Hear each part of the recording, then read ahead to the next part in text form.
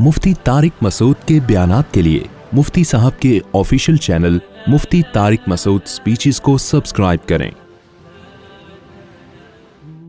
एक मसला भी सुन लें कि जो लोग भी सफ़र करते हैं ना रमज़ान में, वो कहीं भी मुकीम होंगे और सहरी का वक्त वहाँ ख़त्म हो जाए सफ़र शुरू होने से पहले, तो उन पर रोज़ा रखना लाजिम है।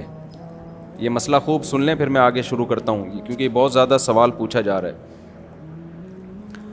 आप जब सफ़र करते हैं, आपने अमेरिका जाना है पाकिस्तान से, अमेरिका है वेस्ट की तरफ ना, तो अभी आप एयरपोर्ट चले गए रमज़ान में, अभी आप मुसाफिर नहीं बने, एयरपोर्ट पे जब तक बैठे रहेंगे आप मुकीम ही होंगे, हत्ता कि आप जहाज़ में बैठ गए, अभी जहाज़ हवाई अड्डे पर है, उड़ा नहीं है, यहाँ तक कि जहाज़ चलना शुरू हो गया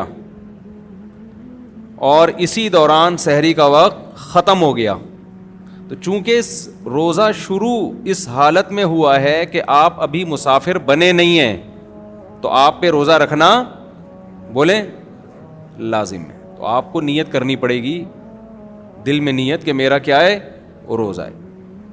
अब जब जहाज़ हवा में उड़ गया और शहर की आबादी को उसने क्रॉस कर लिया, तो अब आप बन गए मुसाफिर। मुसाफिर बन तो गए, लेकिन आपको अब रोज़ा तोड़ने की इजाज़त नहीं है, क्योंकि मुसाफिर को रोज़ा छोड़ने की तो इजाज़त है, तोड़ने की नहीं है।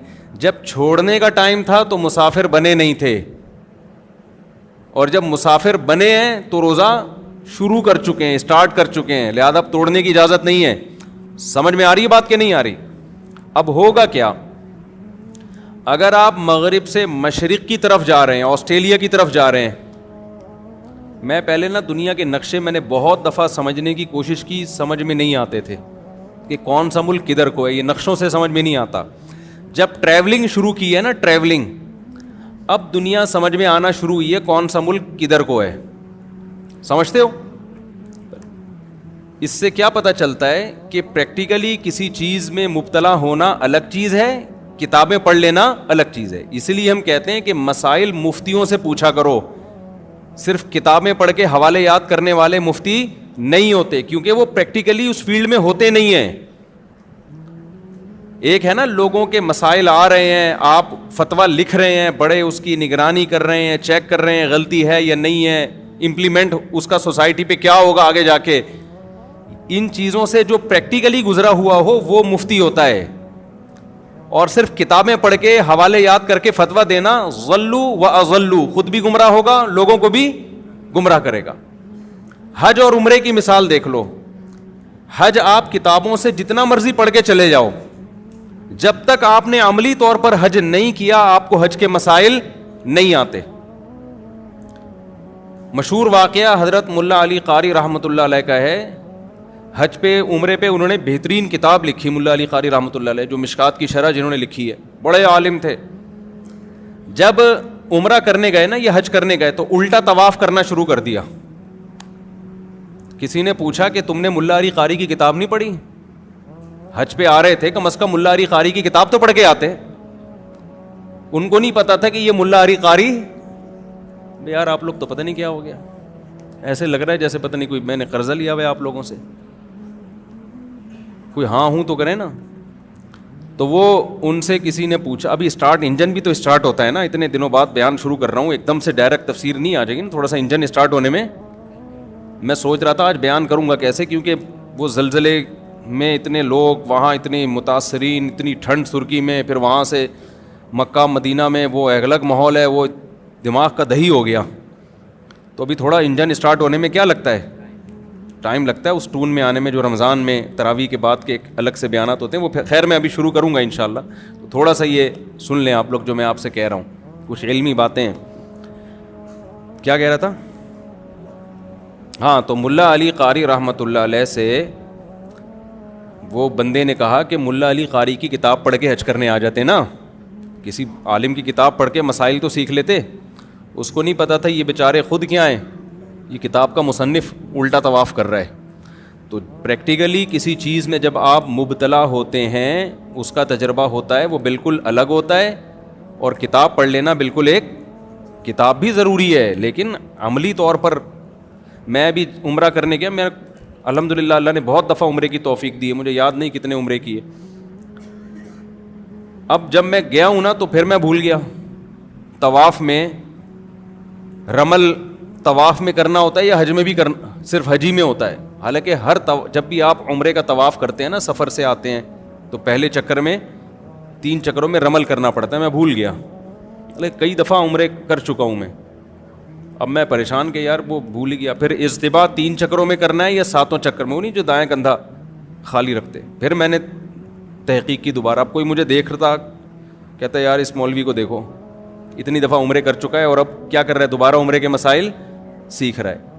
تو کئی بار ایک کام کرتے کرتے انسان اس میں ایکسپرٹ ہوتا ہے. یہ جو مفتیان کرام ہوتے ہیں نا, یہ ایسا نہیں ہوتا کہ پہلی دفعہ کوئی طلاق کا مسئلہ لکھ کے دے رہے ہوتے ہیں. ان کے پاس 20 سال 30 سال نکاح کے مسائل, وراثت کے مسائل, خرید و فروخت کے مسائل, طلاق کے مسائل, آپس کے حقوق کے مسائل, ریاستی قوانین, یہ لکھ لکھ کے ان کے بال جب سفید ہو جاتے ہیں نا, پھر ان کو بڑوں کی طرف سے ایک ڈگری ملتی ہے کہ اب آپ کیا ہیں, کہ اب آپ مفتی ہیں, اب آپ فتویٰ دے سکتے ہیں. ہمارے ہاں پتھر اٹھاؤ کوئی نہ کوئی اسکالر نکل رہا ہے اور وہ مفتی بنا ہوا ہے, اور جو گمراہی پھیلائی جا رہی ہے اللہ کی پناہ.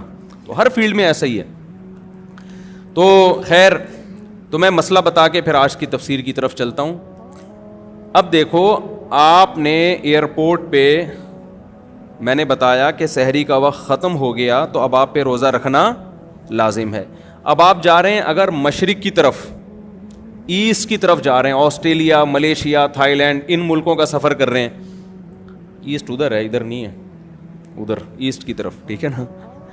تو ایسا نہ کوئی تھائی لینڈ میں ادھر کی فلائٹ بک کرا لے.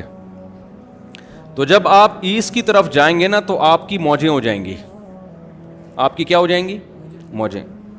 کیونکہ سورج ادھر سے نکل رہا ہے اور آپ جا کس کی طرف کو رہے ہیں؟ سورج کی طرف. تو ٹھک ٹھک کر کے نمازیں بھی آئیں گی اور سورج بھی بہت جلدی غروب ہو جائے گا. تو آپ کا روزہ بڑے مزے سے گزر جائے گا. لیکن اگر آپ کو کسی کی خدا نہ خواستہ کوئی لگ گئی ہے, کسی کی کوئی قرضہ ورزہ لیا ہوا تھا آپ نے, کسی نے کوئی دے نہیں رہے آپ, اس نے شاید رات کی تنہائیوں میں اٹھ کے کچھ آپ کے لیے مانگ لیا اللہ سے, تو پھر آپ کی فلائٹ ہوگی مغرب کی طرف, ٹھیک ہے.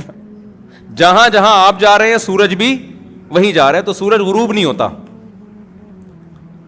سورج غروب نہیں ہوتا. پھر اس میں آپ کا روزہ لمبا ہوتا چلا جاتا ہے, لمبا ہوتا چلا جاتا ہے. نمازوں کا ٹائم بھی بہت ملتا ہے, روزہ بھی لمبا, بعض دفعہ 20 گھنٹے کے, 22 گھنٹے کے, 23 گھنٹے کے, 24 گھنٹے کا بھی روزہ ہوتا ہے.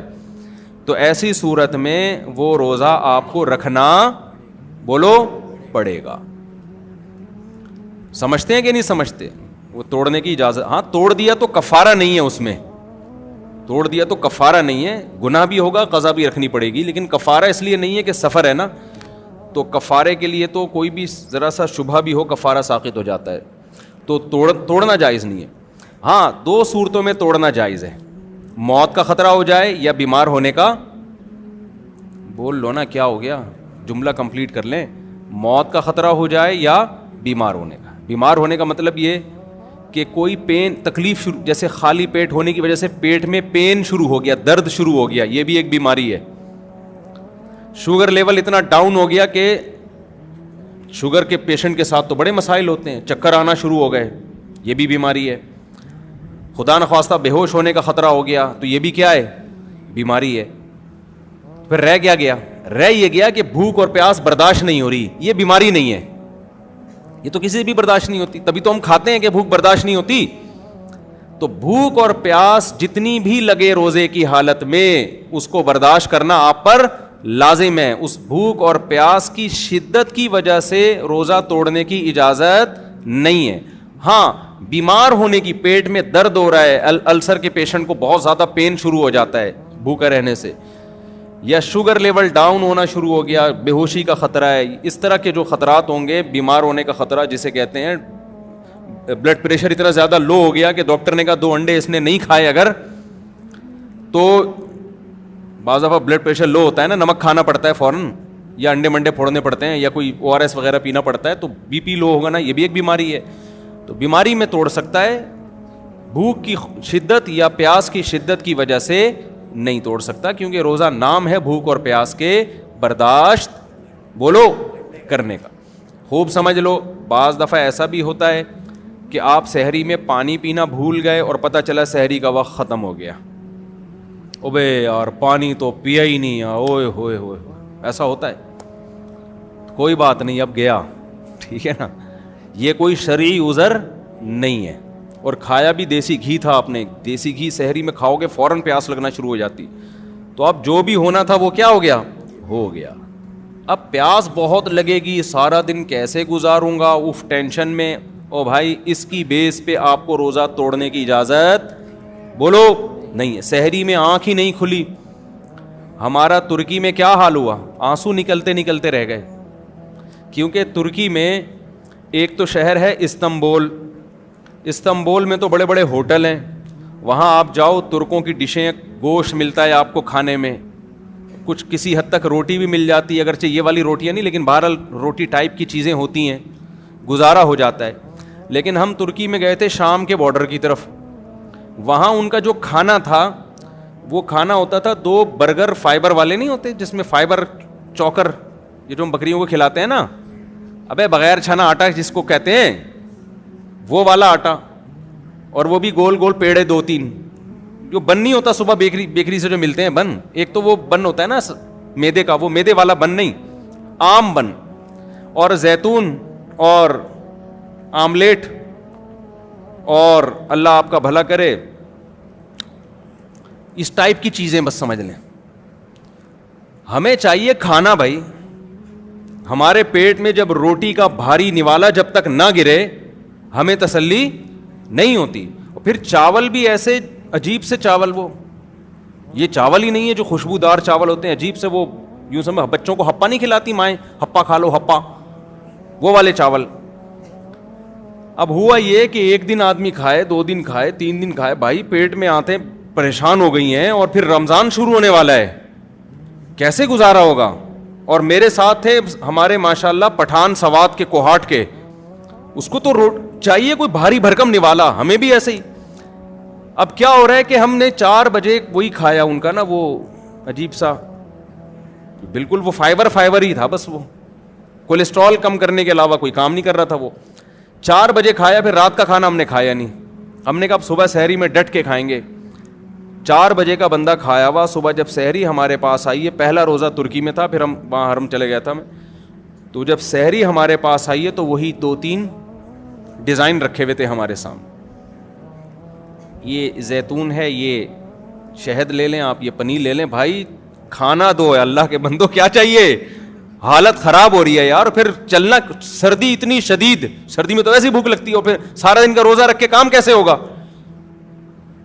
تو میری تو حالت یہ تھی, وہ دیکھ کے نا میرے آنسو نکلتے نکلتے رہ گئے. میرا دل کیا میں پھوٹ پھوٹ کے کہیں جا کے روؤں میں. تو میرا تو پھر بھی تسلی یہ تھی کہ چلو سفر ابھی حرم شریف جا رہے ہیں, مدینہ منورہ, وہاں جدہ جانا تھا تو وہاں جا کے کھا لیں گے. لیکن ان ساتھیوں پہ بہت ترس آیا, تو وہ میں نے پھر حرم میں 3-4 دن گزارے. وہ وہاں سے مجھے نا افطاری اور سحری کی تصویریں بنا کے بھیجتے رہے کہ مفتی صاحب افطاری میں یہ ہے, سحری میں یہ. بڑی ہمت ان ساتھیوں کی, ابھی بھی وہیں پر ہیں, اللہ تعالیٰ ان کو جزائے خیر دے. تو اس لیے ہمیں جو یہاں کھانے ملے ہوئے ہیں نا, صحت کا بے شک بیڑا غرق کریں, لیکن مزہ بہرحال مزہ آتا ہے یار. نوالا پیٹ میں گرتا ہے, میں نے کہا ہمیں تو پراٹھا چاہیے, کچھ نوالا پیٹ میں گرے, ٹھا کر کے آواز آئے. یہ جو ہم عجیب سی چیزیں کھا رہے ہیں, چوکر فائبر, منہ میں جا کے غائب ہو جاتا ہے. وہ شہد گرے گا پیٹ میں کیا پتہ چلے گا. شہد بھی اگر ہے تو روٹی سے نا. صحت کی بات نہیں کر رہا, ہو سکتا ہے ڈاکٹر سارے وہاں پہنچ جائیں ترکی کے, یار اتنی اچھی بہترین ہمیں فیڈ مل رہی ہے وہاں پہ, اور بہترین ہمیں خوراک مل رہی ہے, لیکن وہ پیٹ میں نوالا جو ہے نا بڑا مسئلہ ہو رہا تھا, کہاں سے کہاں. تو میں اس پہ کہہ رہا تھا, اب میں وہاں جا کے یہ کہتا کہ یار چونکہ ہمارے مطلب کی سحری نہیں ہے اور رات شام 4 بجے کھانا کھایا ہوا ہے, تو ہم روزہ چھوڑ دیں. سفر کی بیس پہ چھوڑنے کی تو اجازت تھی, اس بیس پہ نہیں چھوڑ سکتے کہ ہمیں سحری کیا مل رہی ہے, ہماری مرضی کی نہیں مل رہی. تو آپ کی سحری میں آنکھ کھلے یا نہ کھلے, آپ کو روزہ رکھنا پڑے گا. اللہ نے روزے کی چھوٹ صرف 2 لوگوں کو دی ہے, ایک بیمار لوگوں کو اور ایک مسافر لوگوں کو. یہ اہم مسئلہ تھا, موضوع سے ہٹ کے تھا, لیکن بیان کرنا بہت ضروری تھا, کیونکہ میں دیکھ رہا ہوں لوگوں کو سوسائٹی کو دیکھ رہا ہوں نا, آنکھ نہیں کھلی تو روزہ چھوڑ دو, پانی پینا بھول گئے تو روزہ چھوڑ دو. بھائی یہ گزارنا پڑے گا آپ کو, اللہ نے آپ کو اجازت نہیں دی ہے, جو مرضی ہو, فرض ہے, رکن ہے اسلام کا, ورنہ آخرت میں طبیعت سے پھینٹی لگے گی. اللہ کے دین میں یاد رکھو لچک نہیں ہے, آسانی بہت ہے, لچک نہیں ہے. جو آسانی اللہ نے دینی تھی وہ دے دی ہے, اپنی طرف سے مزید آسانیاں آپ کو پیدا کرنے کی اجازت نہیں ہے. اکثر لوگ یہ بات کہتے ہیں اللہ غفور الرحیم ہے, اللہ معاف کر دے گا. یہ بہت خطرناک جملہ ہے. آپ خدا کی نافرمانی کر رہے ہو اور یہ کہہ رہے ہو کہ اللہ کیا ہے, غفور الرحیم ہے. یہ بہت, دیکھو اللہ جب گناہ کی بات کرتا ہے نا کہ گناہ مت کرو, تو جہنم کی وعیدیں سنا کے ڈراتا ہے. وہاں یہ نہیں کہتا کہ میں غفور الرحیم ہوں.